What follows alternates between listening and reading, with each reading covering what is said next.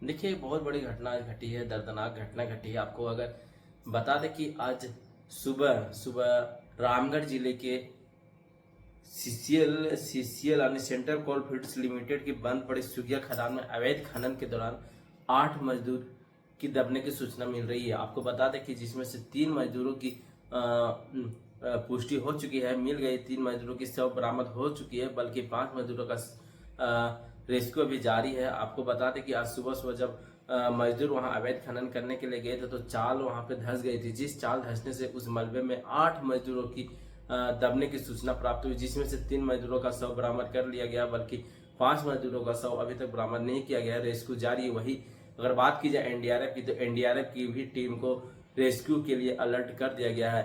आपको बता दें कि यह कुजू थाना क्षेत्र के अंतर्गत पड़ता है। चलिए इस पूरी घटनाक्रम के बारे में हम आपको बताते हैं कि शनिवार सुबह झारखंड के रामगढ़ जिले में सेंट्रल कोल्ड फील्ड्स लिमिटेड की बंद पड़ी सुगिया खदान में अवैध खनन के दौरान एक दर्दनाक हादसा हो गया है। आप तस्वीरों के भी माध्यम से देख सकते हैं कि जो सीसीएल जो जहाँ पे घटना ये घटी उस जगह की ये तस्वीरें हैं। आपको बता दें कि तस्वीरों में आपको ये भी देखने को मिल रही कि जो 3 मजदूर की मौत की पुष्टि हुई है, उनके परिजन का रो रो करके बुरा हाल है। आपको ये भी बता दे रहे हैं कि चाल धंसने की इस घटना से 3 मजदूरों की मौत की पुष्टि हुई है, जबकि 5 अन्य मजदूर अब भी मलबे में फंसे हुए हैं। यह हादसा कुजू थाना क्षेत्र के महुआ टुंगरी इलाके में हुआ है, जो खनन गतिविधियों के पहले से संवेदनशील माना जाता है। अगर बात की जाए ये हादसा की, ये हादसा हुई तो हुई कैसे, तो आपको बता दें प्राप्त जानकारी के अनुसार शुक्रवार देर रात कुछ ग्रामीण बिना किसी सुरक्षा उपाय के सुगिया की बंद खदान में अवैध रूप से कोयला निकालने पहुंचे थे। यह खदान पहले ओपन कास्ट माइनिंग के लिए प्रयोग की जा चुकी थी और बरसात के कारण जमीन अस्थिर हो चुकी थी। जैसे ही ग्रामीणों ने खनन कार्य शुरू किया, अचानक चाल धंस गई और सभी मजदूर नीचे मलबे में दब गए।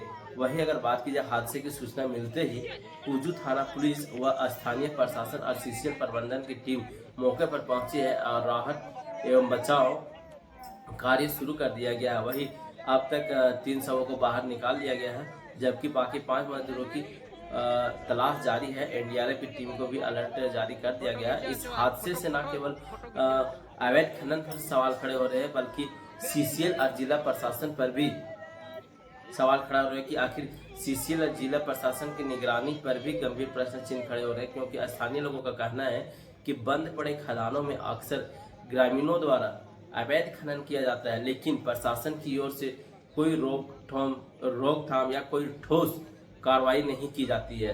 बंद खदान में आखिर प्रवेश और खनन सख्त रूप से प्रतिबंधित है, लेकिन ग्रामीणों की आजीविका और कोयले की काली कमाई और स्थानीय तस्करी नेटवर्क के चलते ऐसी घटनाएं थमने का नाम अभी तक नहीं ले रही है।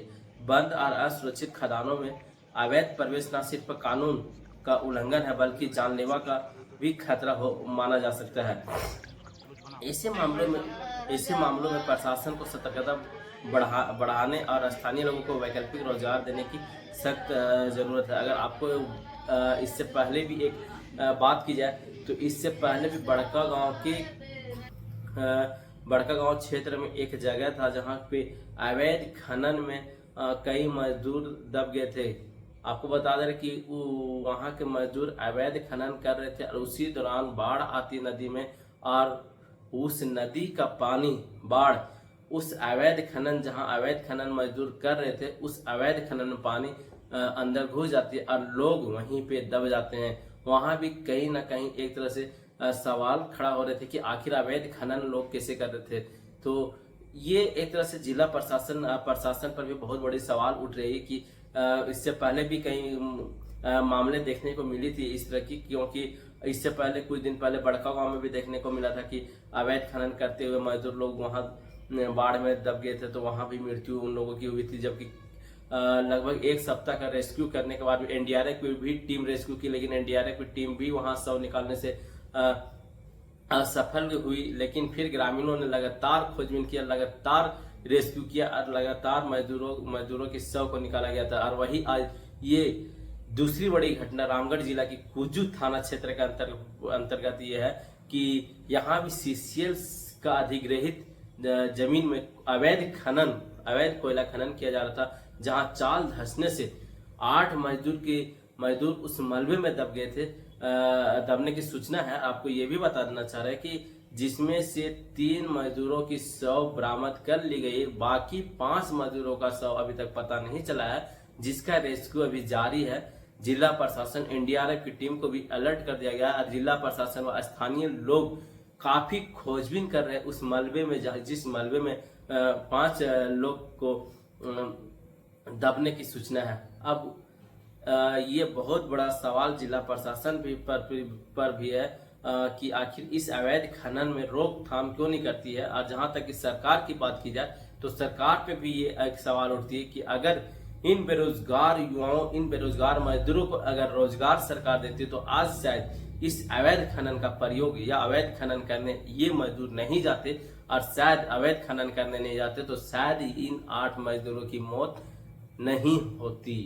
अब देखना यह है बात कि इसमें जिला प्रशासन अवैध खनन पे क्या काम करती है और सरकार रोजगार प्रति क्या करती है, वो देखने वाली बात है। बाकी आप निर्णय दीजिए, कमेंट बॉक्स में आप कमेंट कीजिए कि जिला प्रशासन को क्या करना चाहिए और सरकार को क्या करना चाहिए इस रोकथाम, इस अवैध खनन की रोकथाम के लिए।